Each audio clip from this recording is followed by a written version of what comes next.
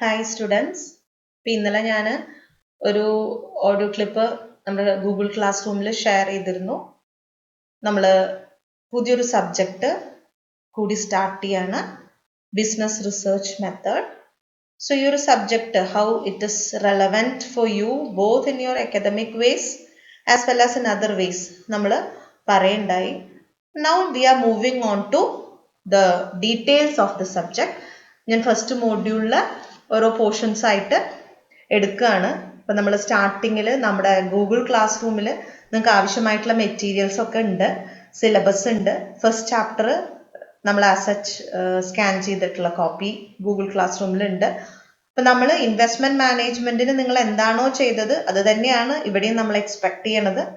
അതാത് ദിവസത്തെ നോട്ടുകൾ എഴുതുക, അത് അസൈൻമെന്റ് ആയിട്ട് സബ്മിറ്റ് ചെയ്യുക. അപ്പം ഇത് ആഴ്ചയിൽ 4 hours ഉള്ളൊരു സെഷനാണ്. അപ്പം അത് ഞാൻ 4 days ആയിട്ട് ഞാനത് പ്ലാൻ ചെയ്ത് ലോഞ്ച് ചെയ്യുന്നുണ്ട്. അപ്പം നിങ്ങൾ അതാത് ദിവസത്തെ കാര്യങ്ങൾ കേൾക്കുക, നോട്ടുകൾ എഴുതുക. ഓക്കെ, അപ്പം നമുക്ക് ലെറ്റ് സ്റ്റാർട്ട്. നമുക്കിപ്പോൾ നിങ്ങൾക്ക് റിസർച്ച് എന്നുള്ളതിനെ കുറിച്ചിട്ടോ ബിസിനസ് റിസർച്ച് എന്നുള്ളതിനെ കുറിച്ചിട്ടോ maybe you may not be that much aware.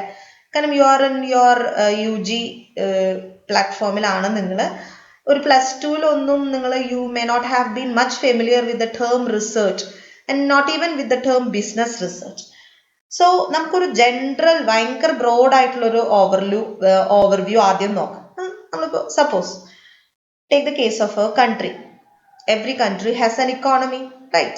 So in the case of an economy, that economy is controlled by several factors. What are factors? Size of the population, industrial activities happening in that economy, agriculture, policies of the government, culture of the people, educational system, infrastructure facility. So much of factors are there which contribute to the growth of an economy. So as a person who is living in an economy, you want to satisfy your basic needs, like you need food, you need shelter, you need clothes, you need to have education. So every person living in the society has certain needs. So this particular needs is fulfilled by the various other activities that is surrounded in the economy. Like you have industries which are supplying you with the food materials you need. You have industries, textile industries, which will supply you with the clothing. You have educational institutions which will provide you with your necessary education. You have service sectors like transportation, communication, banking, which will be satisfying, taking care of your some other needs.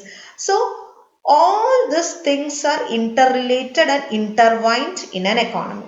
Moreover, every economy has a government at the state and the central level. Both of these will have their own guidelines and policies which will result in the integration, coordination, and control of all these activities which is taking place everywhere in the nation. And main objective of this entire coordination and controlling is nothing but to make the nation achieve maximum growth. So how would you know that a nation is getting its maximum growth? It's more about productivity. If every industry working in an economy is achieving its maximum productivity, automatically that particular economy will also be productive. How will you measure the productivity? Productivity is measured in terms of output and input. It is the ratio of annual revenue and annual cost. അപ്പം നിങ്ങളിപ്പോൾ വിചാരിച്ചിട്ടുണ്ടാവും miss ഇപ്പോൾ പഠിപ്പിക്കുന്നത് research ആണോ economics ആണോ? ഇതൊരു overview, പറഞ്ഞതൊക്കെ economics ആണ്. നമ്മളൊരു ഇക്കോണമിയുടെ കാര്യമാണ് നമ്മൾ പറഞ്ഞത്. അതായത് നമുക്കൊരു ഇക്കോണമി ഉണ്ട്. ഒരു ഇക്കോണമിയിൽ ഒരു സിംഗിൾ എൻറ്റിറ്റിയാണ് നമ്മൾ. മനുഷ്യർ എന്നുള്ള നിലയ്ക്ക് നമുക്ക് ഒത്തിരി നീഡ്സ് ഉണ്ട്. ആ നീഡുകളൊക്കെ ഈ ഇക്കോണമിയിൽ തന്നെയുള്ള പല ഇൻഡസ്ട്രീസും സർവീസ് സെക്ടേഴ്സും ഒക്കെയാണ് നമുക്ക് നിർവഹിച്ച് തരുന്നത്. അപ്പൊ ആ കാര്യങ്ങളൊക്കെ സ്മൂത്ത് ആയിട്ട് പോണില്ലേ എന്ന് നോക്കാനായിട്ട് സ്റ്റേറ്റ് ആൻഡ് സെൻട്രൽ ഗവൺമെന്റ് ഉണ്ട്. അവരുടെ പോളിസീസ് ഇത്തരം സംവിധാനങ്ങളെ മുഴുവനായിട്ട് ഇന്റഗ്രേറ്റ് ചെയ്ത് കോർഡിനേറ്റ് ചെയ്യാണ്. എല്ലാവരും ഇതൊക്കെ ചെയ്യുന്നത് എന്തിനാ? അൾട്ടിമേറ്റ്ലി നമുക്ക് നമ്മുടെ ഇക്കോണമി ഗ്രോ ചെയ്യണം, ഫ്ലറിഷ് ചെയ്യണം. ഇക്കോണമി ഫ്ലറിഷ് ചെയ്താലേ അതിൽ എക്സിസ്റ്റ് ചെയ്യുന്ന ഒരാൾ എന്നുള്ള നിലയ്ക്ക് നിങ്ങളുടെ ബേസിക് നീഡ്സ് അടക്കമുള്ള കാര്യങ്ങൾ നിർവഹിക്കപ്പെടുള്ളൂ അല്ലെ. അപ്പൊ അതിന് വേണമെങ്കിൽ എന്ത് വേണം, നമ്മളെ ചുറ്റും നിന്നും സപ്പോർട്ട് ചെയ്യുന്ന ഇത്തരം ഇൻഡസ്ട്രീസ് അവർ പ്രൊഡക്റ്റീവ് ആവണം. അവർ പ്രൊഡക്റ്റീവ് ആവുക എന്ന് വെച്ചാൽ പ്രൊഡക്റ്റിയുടെ ഫോർമുല എന്താ, it's output by input. Minimum input അല്ലെങ്കിൽ റീസണബിൾ ഇൻപുട്ട് വെച്ച് മാക്സിമം ഔട്ട്പുട്ട് എങ്ങനെ കിട്ടും, അല്ലെങ്കിൽ നമ്മൾ annual revenue by annual cost എന്ന് പറയും. അപ്പൊ ഇതാണ് പ്രൊഡക്ടിവിറ്റി എന്നുള്ളൊരു കോൺസെപ്റ്റ്. അപ്പൊ നമ്മളിപ്പോ ഒരു എക്സാമ്പിൾ, ഈ പ്രൊഡക്ടിവിറ്റി കൂട്ടുക അതുവഴി ഇക്കോണമീനെ ഫ്ലറിഷ് ചെയ്യിക്കുക എന്ന ഒരു മൊത്തം ഒബ്ജക്റ്റീവിലോട്ട് എങ്ങനെയാണ് റിസർച്ചിനെ കൊണ്ട് പ്ലേസ് ചെയ്യാൻ പോണതെന്നാണ് ഞാൻ ഇവിടെ പറഞ്ഞു ഫലിപ്പിക്കാൻ ശ്രമിക്കുന്നത്. ഫോർ എക്സാമ്പിൾ പറയാം, നമുക്കൊക്കെ ആവശ്യമായിട്ടുള്ള ഒരു സാധനമാണ് ടൂത്ത് പേസ്റ്റ് അല്ലെ. അപ്പൊ ഒരു കമ്പനി ഉണ്ട്, അവർ ടൂത്ത് പേസ്റ്റ് ഉണ്ടാക്കുന്ന ആൾക്കാരാണെന്ന് വിചാരിക്കും. അപ്പൊ ആ കമ്പനിക്ക് എന്തെല്ലാം ഫാക്ടേഴ്സ് ആയിരിക്കും ആ കമ്പനീനെ അവരെ ഇൻഫ്ലുവൻസ് ചെയ്യുക. ആ ടൂത്ത് പേസ്റ്റിന് ഉപയോഗിക്കുന്ന ഇൻഗ്രീഡിയൻസ് എന്താണ്, ടൂത്ത് പേസ്റ്റിന്റെ ടേസ്റ്റ് എന്തായിരിക്കണം, ഒരു യൂണിറ്റിന്റെ selling price, what is the size of the population, income level of people എന്താണ്, what are the competing brands, location of consumers എന്താണ്. അങ്ങനെ സോ മച്ച് ഓഫ് ഫാക്ടേഴ്സിനെ കുറിച്ചിട്ട് ആര് കൺസേൺഡ് ആവണം, ഈ ഒരു കമ്പനി കൺസേൺഡ് ആവണം. ഈ കമ്പനിക്ക് അവരുടെ പ്രൊഡക്ടിവിറ്റി കൂട്ടണം എന്നല്ലേ, this particular company want to enhance its productivity. So taking into consideration all this factor, the company should be in a position to identify how can they increase their productivity. അപ്പോൾ അവിടെ ഒരു problem വന്നോ, അവിടെ ഒരു question വന്നോ, how a company is growing to ensure its productivity taking into consideration all these factors. ഒരു question വന്നാൽ അതിനൊരു പ്രോബ്ലം എന്നാണ് നമ്മൾ പറയാ. പ്രോബ്ലത്തിന് എന്താ ആവശ്യം, പ്രോബ്ലത്തിന് ഒരു സൊല്യൂഷൻ ആണ് ആവശ്യം. എങ്ങനെയാ നമ്മൾ സൊല്യൂഷൻ കണ്ടുപിടിക്കാൻ പോണത്, ഇങ്ങനെ ഒരു ക്വസ്റ്റ്യൻ, ജനറൽ ക്വസ്റ്റ്യൻ ആണ്, നമുക്ക് മാച്ച് ദ ഫോളോയിങ്ങോ ഫിൽ ഇൻ ദ ബ്ലാങ്ക്സോ ഇങ്ങനെയൊക്കെ പറഞ്ഞതിന് ഉത്തരം കണ്ടുപിടിക്കാൻ പറ്റുമോ? No, this is a question which is to be analysed from a very pretty data point of view. വളരെ ക്ലിയർ ആയിട്ട് ഡേറ്റയുടെ ബേസിൽ നിന്ന് നമ്മൾ അനലൈസ് ചെയ്യേണ്ട ഒരു ക്വസ്റ്റ്യൻ ആണ്. ഇങ്ങനെ ഒരുപാട് ക്വസ്റ്റ്യൻസ്, 100 കണക്കിന് ക്വസ്റ്റ്യൻസ് ഓരോ കമ്പനീസും ഡേ ടു ഡേ ലൈഫിൽ ഫേസ് ചെയ്യുന്നുണ്ട്. ഇത്തരം ക്വസ്റ്റ്യൻസിന് നമുക്കൊരു എന്താ പറയാ, ഒരു ഇമാജിനേഷനിൽ നിന്ന് ഇങ്ങനെയൊക്കെ പോയാൽ രക്ഷപ്പെടുമായിരിക്കും, ഇങ്ങനെയൊക്കെ പോയാൽ, അങ്ങനെ ഒരു റഫായിട്ടൊരു ആൻസർ പറയാൻ പറ്റില്ല. ആക്ച്വലി എന്താ ആവശ്യമായിട്ട് വരുന്നത്, you need A clear cut answer on the basis of clear cut data. അങ്ങനെ ഇത്തരം ബിസിനസ്സുമായി റിലേറ്റഡ് ആയിട്ടുള്ള ക്വസ്റ്റ്യൻസിന് ആൻസേഴ്സ് കൊടുക്കാൻ വേണ്ടിയിട്ടാണ് ആക്ച്വലി നമ്മൾ റിസർച്ചിൽ ഫോക്കസ് ചെയ്യുന്നത്. ഇപ്പൊ റിസർച്ച് എന്ന് പറഞ്ഞാൽ മറ്റൊന്നുമല്ല, it is so it's that. ഇപ്പൊ നമ്മൾ ഇങ്ങനെ ഒരുപാട് ക്വസ്റ്റ്യൻസ് ഒരു ഒത്തിരി ക്വസ്റ്റ്യൻസ് ഇക്കോണമി ജനറൽ വരും, ആസ് എ ഹോൾ കമ്പനീസിൽ ആവശ്യമായിട്ട് വരും. അപ്പൊ ഇത്തരം ക്വസ്റ്റ്യൻസിന് വളരെ ക്രിട്ടിക്കൽ ആയിട്ടുള്ള ആൻസേഴ്സ് എന്ത് വേണം, കിട്ടണം. അതിനു വേണ്ടിയിട്ടാണ് നമ്മൾ റിസർച്ച് എന്ന് പറയുന്ന ഒരു കാര്യത്തിനെ കുറിച്ചിട്ട് ഇതിലേക്ക് വരുന്നത്. സോ എന്താ റിസർച്ച് എന്ന് പറഞ്ഞു കഴിഞ്ഞാൽ, one can visualise the fact that a detailed study is required in each practical situation for better results. അല്ലെ, നമ്മളിപ്പോൾ പറഞ്ഞു നിസാരമായിട്ട് ടൂത്ത് പേസ്റ്റ് നമ്മളുടെ ഒരു ആവശ്യമാണ് പല്ല് തേക്കുക എന്നുള്ളത്. So for that you need A tooth paste. ആ ടൂത്ത് പേസ്റ്റ് നമുക്ക് തരുന്നത് ഒരു കമ്പനിയാണ്. ആ കമ്പനിയെ സംബന്ധിച്ചിടത്തോളം ആ ടൂത്ത് പേസ്റ്റ് ഉണ്ടാക്കുന്നതിൽ അവർക്ക് ഒത്തിരി ഫാക്ടേഴ്സ് ഇൻഫ്ലുവൻസ് ചെയ്യുന്നുണ്ട്. അപ്പൊ കമ്പനിക്ക് എങ്ങനെ അവരുടെ പ്രൊഡക്ടിവിറ്റി കൂട്ടാം എന്നറിയണമെങ്കിൽ അവർക്ക് അതിനൊരു സ്റ്റഡി നടത്തണം. സോ ഇഫക്റ്റീവ്ലി നല്ലൊരു ടൂത്ത് പേസ്റ്റ് അവർക്ക് ലാഭം ഉണ്ടാക്കുന്ന പോലെ എന്നാൽ പ്രൊഡക്റ്റീവായിട്ട് കൺസ്യൂമേഴ്സിന് എങ്ങനെ കൊടുക്കാം എന്നുള്ള ഒരു പ്രോബ്ലം വിഷ്വലൈസ് ചെയ്യാൻ നമ്മളെ സഹായിക്കുകയാണ് ആക്ച്വലി റിസർച്ചിൽ. So in research you are actually visualising practical situation and you are conducting a fact-based detailed study of such situations. എന്തിനു വേണ്ടിയിട്ടാ, why do we do so? Any effort which is directed to such a study for better result is known as research, and we are doing it in order for betterment of our activities and this is the core purpose of research. നമ്മൾ research ഇത്തരം ഒരു പ്രോബ്ലത്തിന് ഒരു solution കണ്ടുപിടിക്കാനാണ് നമ്മൾ actually research ചെയ്യുന്നത്. In other words, research is an organized. So research is an organized set of activities to study and develop a model or procedure or technique to find the results of a realistic problem, supported by literature and data, such that its objectives are optimized, and further make recommendations and inferences for implementation. എന്ന് വെച്ചാൽ നമ്മൾ വളരെ പ്രാക്ടിക്കലായിട്ട് solution കണ്ടുപിടിക്കുന്ന ഒരു ക്വസ്റ്റിന് ഉത്തരം കണ്ടുപിടിക്കാനുള്ള ഒരു ശ്രമമാണ് ആക്ച്വലി റിസർച്ച് എന്ന് പറയുന്നത്. അതിനു വേണ്ടിയിട്ട് നമ്മൾ ഒരു സെറ്റ് ഓഫ് ആക്ടിവിറ്റീസിനെ ഓർഗനൈസ് ചെയ്യാണ്, ഒരു മോഡലിലോട്ടോ പ്രൊസീജിയറിലോട്ടോ ടെക്നിക്കിലോട്ടോ. എന്നിട്ട് നമ്മൾ മാത്തമാറ്റിക്കലിയോ സ്റ്റാറ്റിസ്റ്റിക്കലിയോ ക്വാണ്ടിറ്റേറ്റീവ്ലിയോ ക്വാളിറ്റേറ്റീവ്ലിയോ ഒക്കെ അത്തരം ചോദ്യങ്ങൾക്ക് മറുപടി കണ്ടുപിടിക്കുകയാണ്. എന്നിട്ട് നമ്മളുടെ വകയായിട്ട് റെക്കമെൻഡേഷൻസും ഇൻഫറൻസസും കൊടുക്കുകയാണ് പ്രാക്ടിക്കലി ഇത് ഇംപ്ലിമെന്റ് ചെയ്യാൻ വേണ്ടിയിട്ട്. So this is the small concept of research. ഇങ്ങനെ ഒരു കാര്യം നമ്മൾ ചെയ്യുന്നത് ഏത് ഫീൽഡാണ് എങ്കിൽ ആ പേര് നമുക്ക് റിസർച്ചിന്റെ മുമ്പിലിട്ടാൽ നമുക്ക് ടൈപ്സ് ഓഫ് റിസർച്ച് കിട്ടും. നമ്മൾ ബിസിനസ്സുമായി റിലേറ്റഡ് ആയിട്ടുള്ള ക്വസ്റ്റ്യൻസ് സോർട്ട് ഔട്ട് ചെയ്യാനാണ് ഇഫ് യു ആർ ട്രൈയിങ് എങ്കിൽ നമ്മൾ അതിനെ ബിസിനസ് റിസർച്ച് എന്ന് പറയും. So what is research methodology എന്നാണ്. ഈ റിസർച്ചുമായി ആ ടൈപ്പ് ഓഫ് റിസർച്ചിനോട് ചേർന്ന് വായിക്കേണ്ട ഒരു കാര്യമാണ് വാട്ട് ഇസ് റിസർച്ച് മെത്തഡോളജി എന്ന്. In order to find solution for your answers, you need certain model, procedures and techniques. So a subject or a discipline which provides you with these models, procedures, techniques is known as research methodology. In റിസർച്ചും research മെത്തഡോളജിയും research ടൈപ്സും ഒക്കെ തമ്മിൽ നിങ്ങൾ differentiate ചെയ്ത് മനസ്സിലാക്കണം. Research എന്ന് പറയുമ്പോൾ നമ്മൾക്ക് പ്രാക്ടിക്കൽ സൊല്യൂഷൻ കണ്ടുപിടിക്കേണ്ട, അത് ഏത് ഫീൽഡും ആയിക്കോട്ടെ.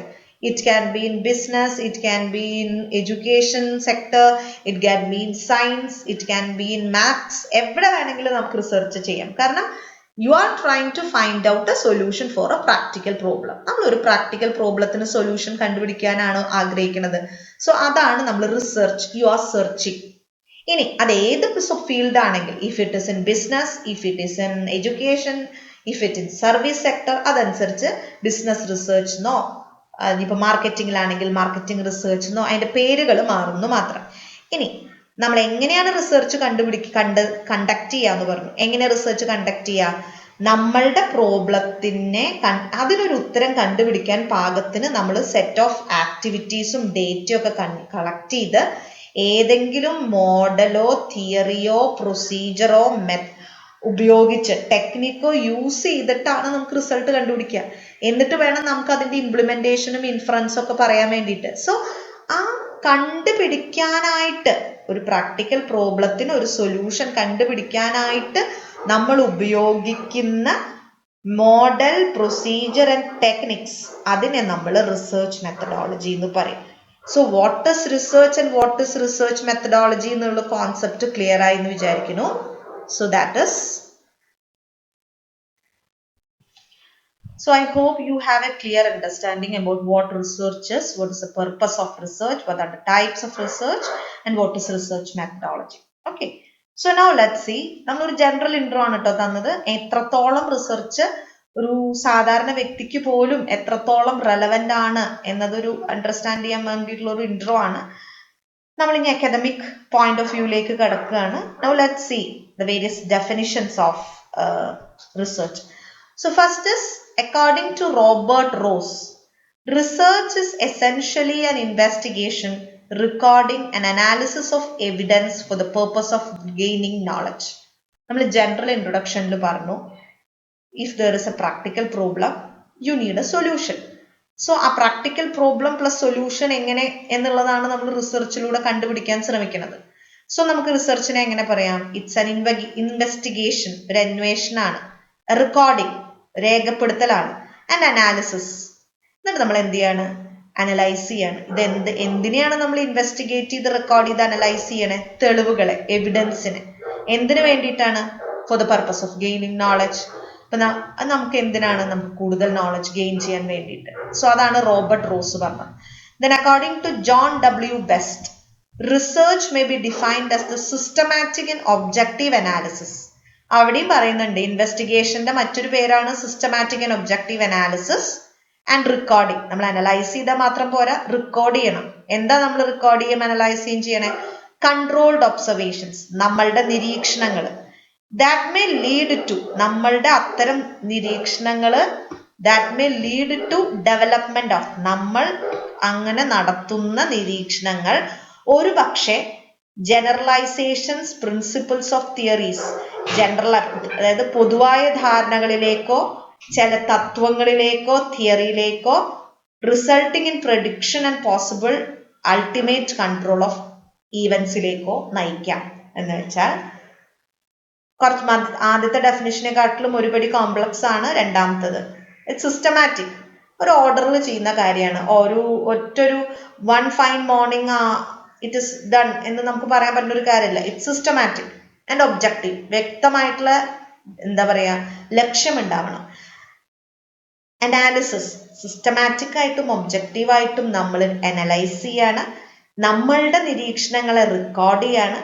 എന്നിട്ട് നിരീക്ഷണങ്ങളെ റെക്കോർഡ് ചെയ്ത് വെച്ചതിനെ സിസ്റ്റമാറ്റിക് ആയിട്ടും ഒബ്ജക്റ്റീവായിട്ടും അനലൈസ് ചെയ്യുന്നത് വഴി പൊതുവായ ധാരണകളിലേക്ക്, ജനറലൈസേഷനിലേക്ക്, പൊതുവായിട്ടുള്ള തത്വങ്ങളിലേക്ക് അല്ലെങ്കിൽ തിയറിയിലേക്ക്, പ്രിൻസിപ്പിൾസ് ഓഫ് തിയറി, അല്ലെങ്കിൽ ഒരു പെർട്ടിക്കുലർ സിറ്റുവേഷനെ എങ്ങനെ ഹാൻഡിൽ ചെയ്യാമെന്നുള്ള ഒരു അൾട്ടിമേറ്റ് പ്രഡിക്ഷനിലേക്കോ റിസൾട്ടിലേക്കോ നമ്മൾ ചെന്നെത്തുന്നതിനെയാണ് നമ്മൾ റിസർച്ച് എന്ന് പറയാന്നാണ് ജോൺ ഡബ്ല്യു ബെസ്റ്റ് പറഞ്ഞത്. Then according to Clifford Woody, ഇനി ഒരു ഡെഫിനിഷൻ ആണ്. Research comprises defining and redefining problem. നമ്മളൊരു പ്രോബ്ലം ഉണ്ട് എന്ന് പറയുന്നു, അതിനെ ഡിഫൈൻ ചെയ്യുന്നു, റീഡിഫൈൻ ചെയ്യുന്നു. ഫോർമുലേറ്റിംഗ് ഹൈപ്പോത്തസിസ്, ആ പ്രോബ്ലവുമായി റിലേറ്റഡ് ആയിട്ട് നമ്മളൊരു അസംഷൻ വെക്കുകയാണ്, അതാണ് ഹൈപ്പോത്തസിസ്. ഇതെന്താ ഹൈപ്പോത്തസിസ് എന്നൊക്കെ നമ്മൾ ഇതിൽ ഡീറ്റെയിൽ ആയിട്ട് പഠിക്കും. തൽക്കാലം ഇറ്റ്സ് എൻ അസംഷൻ. അങ്ങനെ അസംഷൻ ഫോർമുലേറ്റ് ചെയ്യുന്നു, അല്ലെങ്കിൽ സജഷൻസ്, സൊല്യൂഷൻസ് നമ്മൾ സജസ്റ്റ് ചെയ്യുന്നു. കളക്ടിങ്, ഓർഗനൈസിങ്, ഇവാലുവേറ്റിംഗ് ഡേറ്റ, അത്തരം കാര്യങ്ങളെ പ്രൂവ് ചെയ്യാനോ ഡിസ്പ്രൂവ് ചെയ്യാനോ ആയിട്ട് ആവശ്യമുള്ള ഡേറ്റ കളക്ട് ചെയ്ത് ഓർഗനൈസ് ചെയ്ത് ഇവാലുവേറ്റ് ചെയ്യുന്നു. മേക്കിംഗ് ഡിഡക്ഷൻ, 60 പേരെ ഇങ്ങനെ ആയതുകൊണ്ട് 10 പേര് അങ്ങനെയാണ് എന്നുള്ള ഒരു ഡിഡക്ഷനിലേക്ക് നമ്മൾ കൊണ്ടുവരുന്നു. റീച്ചിങ് കൺക്ലൂഷൻ, അവസാനം ഒരു തീരുമാനത്തിൽ എത്തിക്കുന്നു. അറ്റ് ലാസ്റ്റ് കെയർഫുള്ളി ടെസ്റ്റിംഗ്, എന്നിട്ട് നമ്മുടെ കൺക്ലൂഷൻസ് ശരിയാണോ എന്ന് നമ്മൾ ടെസ്റ്റ് ചെയ്യുന്നു. അങ്ങനെ ടെസ്റ്റ് ചെയ്യുന്നത് വഴി നമ്മൾ ആദ്യം പറഞ്ഞ ആ ഹൈപ്പോത്തസിസ് ഉണ്ടല്ലോ, നമ്മുടെ അസംഷൻ, അത് തെറ്റാണോ ശരിയാണോ എന്ന് നമ്മൾ പ്രൂവ് ചെയ്യുന്നു. ഇത്രയാണ് റിസർച്ച് എന്നാണ് ക്ലിഫോർഡ് വുഡി പറഞ്ഞത്. അപ്പൊ ഇവിടെയും it's about defining problem, it's about redefining problem, it's about formulating hypothesis. You have to suggest solution, you have to collect, organize, evaluate the data, you have to get into deduction, you have to reach conclusion, finally test your conclusion, and you have to determine whether your formulated hypothesis or your suggested solution is proved or disproved. Prove ആയാലും disprove ആയാലും അതൊരു റിസൾട്ടാണ്. So that is research. അപ്പോൾ in short, all these definitions indicate that research is only a systematic inquiry into existing knowledge to disapprove or approve or arrive at a new conclusion for the betterment of existing system. നിലനിൽക്കുന്ന സംവിധാനങ്ങളെ ഭംഗിയായി, ഇപ്പോൾ ഉള്ളതിലും ഭംഗിയായി കൊണ്ടുപോകാൻ വേണ്ടിയിട്ട് നിലവിലുള്ള നോളജിനെ പുതുക്കുകയോ അല്ലെങ്കിൽ നിരാകരിക്കുകയോ പുതിയ നോളജിനെ കൊണ്ടുവരികയോ ഒക്കെ ചെയ്യാൻ വേണ്ടി നമ്മൾ നടക്കുന്ന സിസ്റ്റമാറ്റിക് എൻക്വയറിനെയാണ് നമ്മൾ ഇൻ ഷോർട്ട് റിസർച്ച് എന്ന് പറയാം. You have an existing system, you have to modify your system. Maybe for that you have to add knowledge, you have to disapprove certain concept, you have to approve certain other concept, maybe you have to develop new concepts. So all these things you are doing for the betterment of the existing system. So അതിനെയാണ് നമ്മൾ എന്ത് പറയുന്നത്, research എന്ന് പറയുന്നത്. So that's it.